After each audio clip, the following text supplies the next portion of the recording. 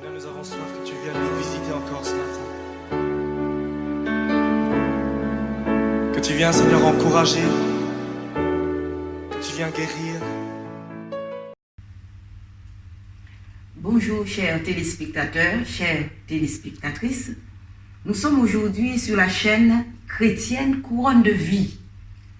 Et l'émission, c'est une émission, le titre de cette émission, c'est « Femmes, vous avez la parole ».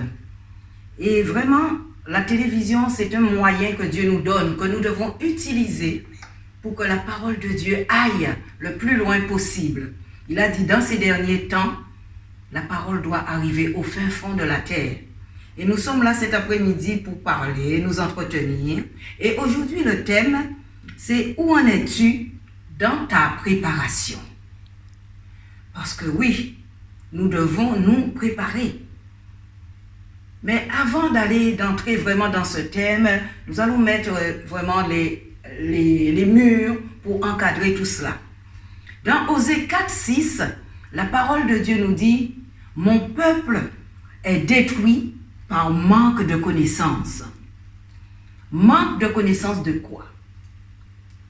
Manque de connaissance de Dieu et manque de connaissance de la parole de vérité. Et c'est pour cela que nous devons toujours nous entretenir dans cette parole, la parole de Dieu. Car quand nous avons la parole de vérité, parce qu'il y a la parole, on dit la parole. Il y a toutes sortes de paroles. Mais nous avons la parole de vérité. Et la parole de vérité nous permet, quand nous entendons des choses qui vont dans le sens de l'ennemi, qui ne sont pas bons, nous pouvons discerner. Alléluia. Donc, nous savons que nous sommes sur cette terre. Mais 1 Pierre dit que nous sommes étrangers et voyageurs sur cette terre. Nous sommes sur cette terre, mais nous passons sur cette terre. Nous ne sommes pas là pour demeurer. Et souvent, nous, enfants de Dieu, chrétiens, nous pensons que cette terre nous appartient et que nous construisons. Oui, nous devons construire sur cette terre, mais ne pas vouloir construire pour y demeurer. Car nous avons une demeure qui nous attend. Alléluia. Nous voulons nous installer tranquillement. Nous voulons rester dans un confort. Nous voulons rester. Et tout autour de nous, le monde, nous regardons le monde, nous envions le monde. Mais le monde n'est pas le nôtre. Notre identité, nous avons une identité.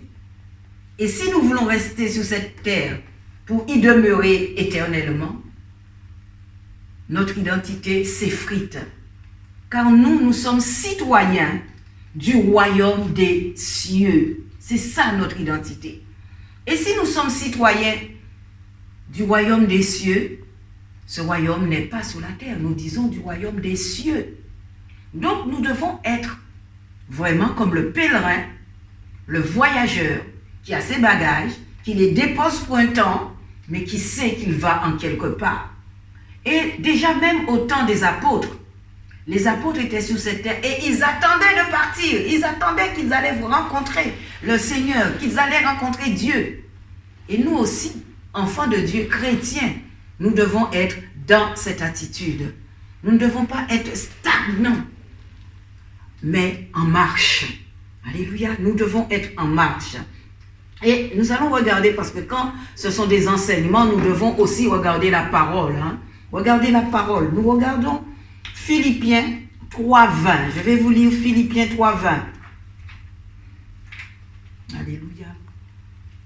Connaître, être enseigné, connaître la parole, lire. Philippiens 3:20. Philippiens 3:20 nous dit: mais nous sommes des citoyens des cieux, d'où nous attendons aussi comme sauveur le Seigneur Jésus-Christ. Voilà notre état sur cette terre. Donc, nous attendons ardemment que vienne des cieux. Il vient des cieux. Nous allons le rencontrer. Il vient des cieux, notre sauveur, le Seigneur Jésus-Christ. Nous allons aussi voir Matthieu 22, 2 qui nous dit, qui nous parle du royaume des cieux. Car nous entendons le royaume des cieux, mais nous devons connaître, nous devons savoir ce que c'est que le royaume des cieux. Donc dans Matthieu 22, 2, la parole de Dieu nous dit ce que c'est que le royaume des cieux. Matthieu 22, verset 2. Le royaume des cieux est semblable à un roi qui fit des noces pour son fils. Il envoya ses serviteurs appeler ceux qui étaient invités aux noces. Mais ils ne voulurent pas venir. Et nous sommes dans la même attitude. Nous connaissons la parole. Nous disons à nos frères, à nos sœurs qui nous entourent, nos voisins, tu es invité par Jésus. Mais non, c'est pareil dans la parole. Il envoya encore d'autres serviteurs en disant, dites aux conviés, voici, j'ai préparé mon festin, mes bœufs et mes bêtes grasses sont tués, tout est prêt, venez aux noces. Et ça se passe pareil. Il y a un qui connaît la parole qui dit, un tel, tu sais, rien. Un autre qui dit, un tel, quelqu'un d'autre, tu vois, il y a ça qui se passe, nous avons un Seigneur, tu viens avec nous, il t'invite à le connaître. Rien. Verset 5. Mais sans s'inquiéter de l'invitation, ils s'en allèrent, celui-ci à son champ, celui-là à son trafic, et les autres se saisirent des serviteurs, les outragèrent et les tuèrent. Et ça se passe maintenant. Combien de personnes, de chrétiens, qu'on tue, des églises qu'on incendie, parce qu'on parle de Dieu. Ici, à nos côtés, nous parlons, nous disons, viens, tu veux écouter, nous allons prier. Ah oui, mais ce soir, j'ai telle chose à faire. Oh, je dois aller chercher, je dois aller faire quelque chose. C'est la même chose qui se passait dans Matthieu 22, ce que nous lisons. Et le roi fut irrité. Il envoya ses troupes, fit périr ses meurtriers et brûla leur ville. Alors il dit à ses serviteurs, les noces sont prêtes, mais les conviés n'en étaient pas dignes. Amen. Quand nous parlons de Dieu, nous parlons de Jésus, nous parlons de la parole, ils n'acceptent pas. La parole de Dieu dit, ils n'en sont pas dignes. Allez donc dans les carrefours et appelez aux noces tous ceux que vous trouverez. Ah oui. Si vous savez, vous venez à l'église le dimanche, vous allez dans les fêtes, dans les mariages, mais il y en a d'autres. Les pauvres, les éclopés qui sont là, qui n'osent même pas rentrer. Allez ceux-là, allez les chercher, Dieu dit. Allez chercher ceux-là. Tous ceux que vous trouverez. Ses serviteurs allèrent dans les chemins, rassemblèrent tous ceux qu'ils trouvèrent, méchants et bons, et la salle des noces fut pleine de convives. Parce que nous, quand nous allons chercher, nous voulons que la personne, ce ne soit pas un méchant, ce ne soit pas un voleur, ce ne soit pas un estropié. Mais lui, Dieu, il veut que ce soit ceux-là que nous allons chercher. Et le roi entra pour voir ceux qui étaient à table. Et il aperçut là un homme qui n'avait pas revêtu un habit de noces. Donc cet homme ne s'était pas préparé pour aller dans ses noces. Il lui dit, mon ami, comment es-tu entré ici sans avoir un habit de noces? Cet homme eut la bouche fermée. Et c'est ce qui se passe, c'est ce qui va se passer. Parce que nous devons être préparés pour aller à la rencontre du Seigneur. On ne peut pas venir n'importe comment dans la présence de notre Dieu. Nous voyons quand nous allons au travail, oh oui, je dois me préparer. Nous allons même faire des courses. Ah oui, il faut que je me prépare, je dois aller faire des courses. Alors, a fortiori, à la rencontre de notre Seigneur. Amen. Donc, nous devons avoir cette attitude de personnes qui se préparent, de personnes en marche, qui va rencontrer le royaume de Dieu. Quelle attitude le chrétien doit adopter dans ces temps? Parce que nous sommes dans les temps là, où vraiment, si nous ne sommes pas bien ancrés en Christ, ah oui, c'est le carnage et nous voyons ça. nous voyons. La parole de Dieu nous dit que pendant notre passage sur cette terre, il y aura beaucoup de choses, beaucoup de mauvaises choses, beaucoup de tragédies. Et si nous ne sommes pas ancrés dans cette attitude de préparation pour aller vers notre Seigneur, nous serons emportés aussi. Donc, mais nous ne devons pas perdre de vue que nous sommes en marche pour une rencontre.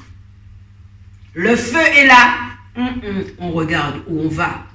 Le déluge, on regarde, nous savons où nous allons. Et c'est seulement ainsi que nous ne soyons pas distraits. Pas distraits. Nous savons nous allons en quelque part. Et il faudra une préparation. Il faut une préparation pour cette rencontre avec notre Seigneur Jésus. Une préparation. Amen. Et aussi, dans ces temps-là, non seulement nous devons être en état de préparation, mais nous devons aussi avoir les yeux fixés sur Israël. Les yeux fixés sur Israël, qui est l'horloge pour ces temps. Ne pas perdre de vue. Le Seigneur nous a donné exemple. Nous sommes enracinés. Amen. Et Israël, nous devons regarder ce qui se passe. Parce qu'il y a eu beaucoup de prophéties, beaucoup de choses qui ont été annoncées dans ces derniers temps. Et nous devons savoir où c'en est. Et nous allons regarder Matthieu 24. 24. C'est bon, je continue. Matthieu 24. Le Seigneur nous a avertis. Il nous a parlé. Il nous a donné. Depuis autant où il était Jésus sur la terre, là. Et nous voyons maintenant, ces choses sont là. Ils sont là. Et nous vivons dans ces choses. Matthieu 24. Matthieu 24. Verset. À partir, nous allons lire un peu, pas mal. Matthieu 24, de 1 à 13. Nous voyons que si nous ne sommes pas préparés, les choses ne seront pas bonnes pour nous. Le verset 4 et 5, donc je commence 1. Comme Jésus s'en allait au sortir du temple, ses disciples s'approchèrent pour lui en faire remarquer les constructions. Mais il leur dit, voyez-vous tout cela? Je vous le dis en vérité, il ne restera pas ici pierre sur pierre qui ne soit renversée. Il s'assit sous la montagne des Oliviers et les disciples vinrent en particulier lui poser cette question. Dis-nous quand cela arrivera-t-il et quel sera le signe de ton avènement? Donc, le signe de ta venue sur terre, parce qu'il a dit, je reviendrai, je pars, mais je reviendrai. Donc, il commence à leur expliquer. Au verset 4, Jésus leur répondit, prenez garde. Ah, il dit, faites attention. Faites attention dans ces temps-là où nous vivons, dans ces temps de la fin. Séduction et mensonge. Séduction et mensonge. Nous savons que c'est l'arme numéro 1 de Satan, la séduction. Depuis en Genèse, il a séduit. Et il continue maintenant. Et nous savons qu'il est le père du mensonge. Donc le Seigneur dit à ses disciples, ça va se décupler. Faites attention. Faites attention. Pour ne pas être séduit. Au verset 6, il dit, vous entendrez parler de guerre et de bruit de guerre. Nous ne sommes pas dans ces temps-là. Qu'est-ce qu'on entend? Qu'est-ce qu'on voit? Partout, il y a des foyers de guerre. Partout. Et au verset 7, il dit, une nation s'élèvera contre une nation et un royaume contre un royaume. Et oui, guerre civile. Nation contre nation, c'est une guerre civile. Ethnie contre ethnie. Mais nous avons vu ça. Nous l'avons vu. En Europe, en Afrique, il y a eu ça. Il a dit qu'il y aura de la famine, tremblement de terre. Nous avons en mémoire ce tremblement de terre en Haïti qui était catastrophique. Et ça va continuer. Nous sommes dans ces temps. Au verset 9, il dit, alors on vous livrera au tourment et l'on vous fera mourir et vous serez haïs de toutes les nations à cause de mon nom. Maintenant, très souvent, on a même peur de dire le nom Jésus. Nous sommes regardés de travers. Qu'est-ce qui se passe? Destruction des lieux de culte. On agresse les pasteurs, on agresse les personnes qui prononcent le nom de Jésus. On les tue. On brûle les villages où on sait qu'il y a des chrétiens. Depuis le temps de Jésus avait annoncé ça. Et ça se passe. Il a dit, le temps de la fin, ça se passe. Verset 11. Plusieurs faux prophètes s'élèveront et ils séduiront beaucoup de gens. Est-ce que nous entendons ça ici? Je pense que nous entendons les faux prophètes. Avec soi-disant beaucoup d'onction, oui. Mais cette onction ne vient pas de Dieu. C'est l'onction de Satan. Ils agissent, ils font des choses, mais ce n'est pas l'onction de Dieu. Au verset 12. Et parce que l'iniquité se sera accrue, l'amour du plus grand nombre se refroidira. Tant de péchés, tant de choses. Nous voyons les personnes qui connaissent le Seigneur même. Ils sont égoïstes. Ils deviennent de plus en plus égoïstes. Alors la personne en face qui ne connaît pas le Seigneur, comment peut-il arriver? Parce que c'est par l'amour que nous pouvons attirer ces gens. Par notre amour. Mais l'amour sera refroidi. Et l'ennemi sait bien. Car lui, il ne connaît pas l'amour. Il sait que si nous avons l'amour, nous sortirons de son camp. Et nous allons enlever les autres. Donc, ce qui se passe, c'est que l'égoïsme rentre en nous. Et l'amour selon Dieu, ceux qui se disent avoir de l'amour, l'amour selon Dieu est perverti. Amour libre, fornication, pédophilie, pornographie, etc., etc. Et on fait des lois pour ces sortes d'amour. On fait des lois. Ce n'est pas l'amour de Dieu. Ce n'est pas l'amour de Dieu. Là, l'amour est perverti. Au verset 25, nous lisons, « Voici, je vous l'ai annoncé d'avance. » Alléluia. Le Seigneur nous a avertis. Je vous l'ai annoncé d'avance. Et dans Marc 13, 23, il dit, « Soyez sur vos gardes. » Oh, notre Dieu est merveilleux. Ce qui veut dire, s'il l'a annoncé, c'est où? Dans sa parole, non? C'est pour cela, au début, j'ai dit, le peuple est détruit par manque de la parole de vérité. Si on ne connaît pas la parole, on voit toutes ces choses qui se passent et dit, ah oui, hein, votre Dieu est un Dieu, mais comment ça se fait, toutes ces choses se passent? Et toi qui connais la parole, tu sais qu'il avait dit, ça se passera dans les derniers temps. Donc soyez sur vos gardes. Je vous ai annoncé d'avance que toutes ces choses arriveront. Et le Seigneur Jésus nous donne un conseil dans le verset 42. Dans le verset 42, tout cela c'est dans Matthieu 24. Hein. Jésus dit, veillez donc,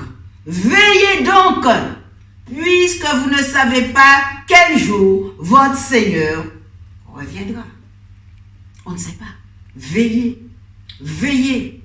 Ne soyons pas des fainéants qui ne font que dormir, qui rêvassent, qui ne prient pas, qui n'ouvrent pas la parole. Il dit, veillez, prenez garde, faites attention dans ces temps de la fin. Et Jésus nous donne un conseil, il nous donne ce conseil, mais en 2 Timothée 3, nous allons voir ce qui se passe dans ce temps-là, avant la venue du Seigneur. Et toutes ces choses, quand nous voyons toutes ces choses, ce n'est pas fuir. Ce n'est pas dire, oh oui, mais toutes ces choses se passent. Mais non, mais où est Dieu? Il l'a annoncé. Il l'a annoncé.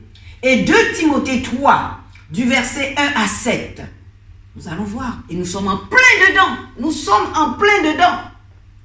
Sache que dans les derniers jours, il y aura des temps difficiles, car les hommes seront égoïstes, amis de l'argent, fanfarons, hautains, blasphémateurs, rebelles à leurs parents, ingrats, irreligieux, insensibles, déloyaux, calomniateurs, intempérants, cruels, ennemis des gens de bien,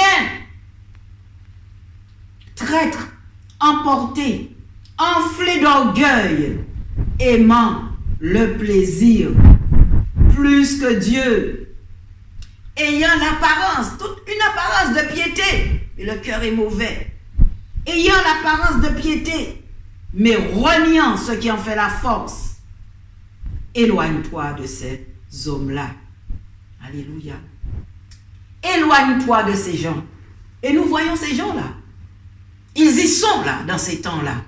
Et ils deviennent de plus en plus. Parce que la parole de Dieu nous dit qu'à la fin des temps, celui qui est bon sera bon. Il deviendra encore meilleur. Mais celui qui est méchant, celui qui ne veut pas sortir de toutes ces impudicités, il en fera encore davantage. Mais tout ça, Dieu nous l'a annoncé. Alléluia. Donc c'est pour cela, vous voyez, quand on est entouré de toutes ces choses, de cette atmosphère, c'est pour cela que nous devons être préparés.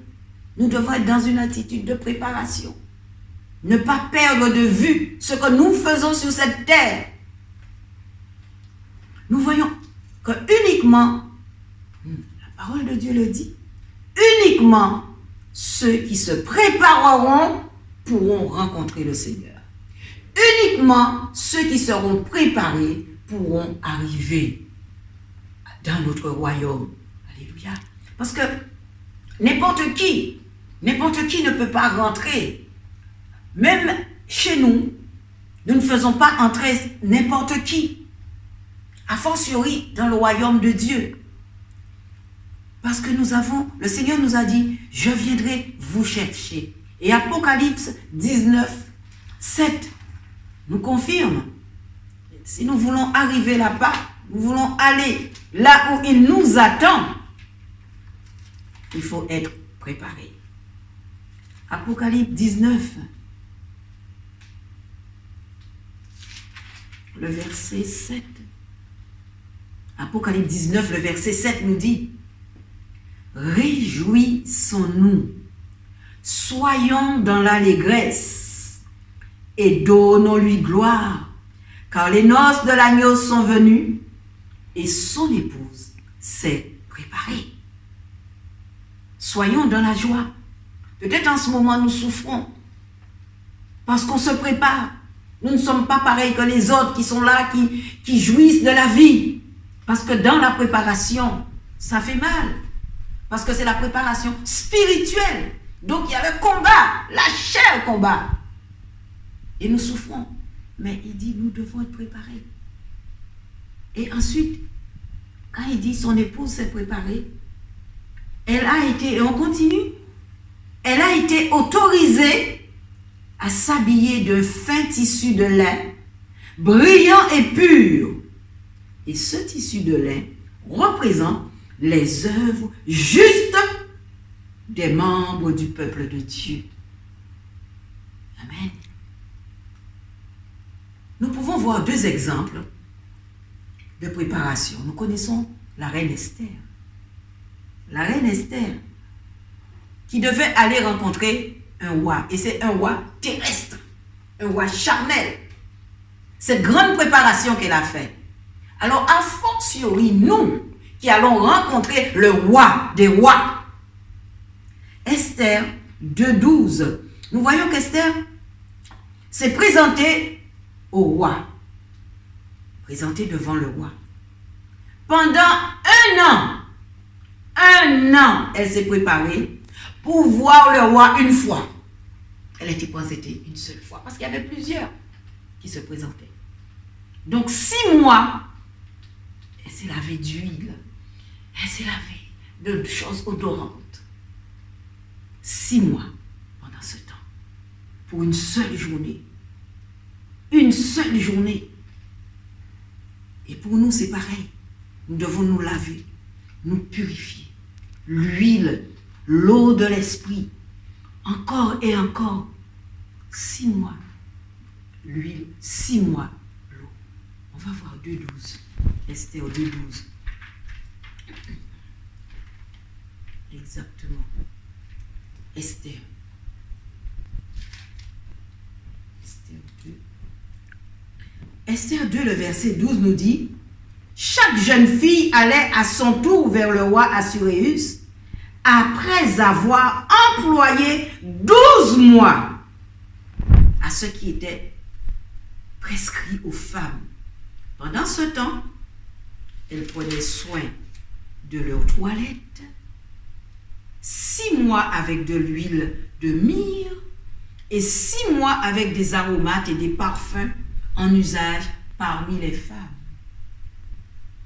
Donc nous voyons que nous devons aussi nous préparer pour aller à la rencontre de ce grand roi des rois. Et ce n'est pas une préparation extérieure. On aura beau mettre l'huile, l'eau, les parfums sur nous, mais la préparation, elle est spirituelle. Elle est spirituelle. Et c'est pour cela que nous verrons, après, pas dans aujourd'hui, mais nous verrons que cette préparation, elle est tellement pas facile que Dieu se propose de nous préparer. Et au moins là, la préparation sera bonne. Mais ce sera aussi difficile. Mais il faut accepter. Ensuite, nous voyons encore une préparation. Et ça, c'est vraiment notre temps. Matthieu 25.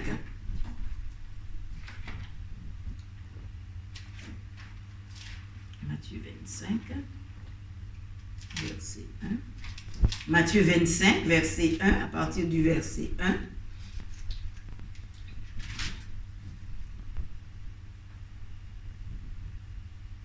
Alors, le royaume des cieux, parle bien du royaume des cieux, sera semblable à 10 vierges qui, ayant pris leur lampe, allèrent à la rencontre de l'époux. 5 d'entre elles étaient folles et 5 sages. Les folles, en prenant leur lampe, ne prirent point d'huile avec elles, mais les sages prirent avec leur lampe de l'huile dans des vases. Et comme l'époux tardait, on me dit, elles ne veillaient pas, elles papotaient, elles allaient l'une chez l'autre, en pensant que ce serait dans des milliards d'années. Et toutes s'assoupirent, toutes, et s'endormirent. Et au milieu de la nuit, on cria, voilà l'époux, allez à la rencontre, allez à sa rencontre. Alors toutes ces vierges, donc, voyez ces vierges, il y avait 10, toutes étaient sauvées.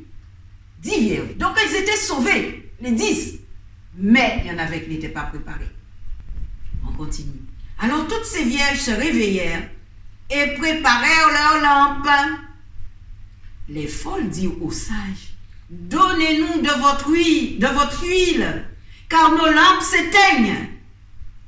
Les sages répondirent, non, il n'y en aurait pas assez pour nous et pour vous. Allez plutôt chez ceux qui en vendent et achetez-en pour nous. Il y a quelque chose qui se passe.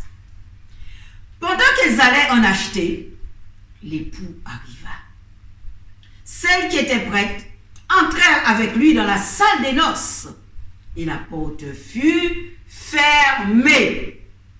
Plus tard, les autres vierges vinrent et dirent, « Seigneur, Seigneur, ouvre-nous !» Mais il répondit, « Je vous l'ai dit, en vérité, je ne vous connais pas. » Donc si le Seigneur dit qu'il ne connaît pas, pourtant c'était des vierges, ils avaient le salut. Donc voilà ce qui se passe quand nous ne sommes pas préparés. Tu t'es pas préparé, tu crois que la voisine là qui est en train de laver, en train de se laver, en train de se préparer, en train de méditer, en train de jeûner. Et quand ça devient chaud, tu lui dis, donne-moi un peu de ton huile. Mais l'huile, c'est quoi? L'huile, c'est notre condition d'être. L'huile, c'est notre consécration. L'huile, c'est notre expérience spirituelle. Mais on ne peut pas donner notre consécration à quelqu'un. On ne peut pas donner notre expérience à quelqu'un. C'est pas possible. Donc, c'est pour cela que les autres ont dit non, on ne peut pas vous en donner. Parce que l'expérience se bâtit, se construit notre consécration aussi. Donc l'autre ne peut pas jouir de la consécration de l'autre, c'est pas possible. Prenons l'exemple de se préparer. On se prépare, on se lave, on sent bon, mais l'autre qui arrive mais veut jouir de cette préparation. Mais non, il faut que toi tu le fasses. Tu ne peux pas jouir de mon habit, de la crème qui est sur moi pour que je le mette sur toi, c'est pas possible. Donc chacun doit se préparer individuellement. On ne peut pas donner à quelqu'un son expérience. Non. Parce que parfois, nous avons notre expérience. Au fur et à mesure que nous grandissons avec Dieu, notre expérience aussi grandit. Mais si la personne est un bébé chrétien, elle ne peut pas supporter l'expérience, cette expérience que nous avons. Et les vierges imprudentes reviennent. Elles reviennent, elles vont toquer. Mais la porte est fermée. Il n'y a plus d'accès. Plus d'accès. Et c'est seulement le groupe de l'épouse qui a pu rentrer. Elles étaient préparées. La porte s'est ouverte. Uniquement celles qui étaient préparées ont pu y entrer. Les autres, elles étaient vierges aussi, mais elles n'étaient pas préparées. On dit bien 5 folles et 5 sages. Donc, mes bien-aimés, chers téléspectateurs, vraiment, nous devons regarder au Seigneur ce qu'il nous a dit, savoir que nous ne sommes pas de la terre, même si nous vivons en ce moment sur la terre, mais nous allons en quelque part. Et pour arriver, quand nous arrivons à cet endroit, il faudra qu'on soit préparé. Est-ce que quelqu'un qui part en voyage, part comme il s'est levé, il sort de son lit, et même pas les valises ne sont pas prêtes, rien n'est prêt? Non. On part en voyage. On a ses valises prêtes, on a déjà cherché depuis, regardez les vacances. Quand on part en vacances, ici en France, 1 an, on prépare ses vacances. 1 an. Cherche l'avion, l'hôtel, où on va, la voiture, on se prépare. Donc pour aller à la rencontre de notre Seigneur, pour aller dans ce royaume céleste, nous devons être préparés. Le temps de la préparation, c'est parfois difficile. Parce qu'on voit une sœur, elle va à droite, à gauche. Mais toi, tu es obligé de rester prier. Tu es obligé de rester intercéder. Tu es obligé de jeûner. Je dis, mais la sœur, elle a aussi tout, mais elle ne fait pas. Ça aussi. Mais, comme les vierges folles, quand elles sont venues toquer, elle dit, je ne vous connais pas. Donc vraiment, cette préparation, c'est quelque chose d'important pour nous, enfants de Dieu. Et puis, à la prochaine émission, nous irons plus loin dans cette préparation. On va encore en parler. Soyez bénis.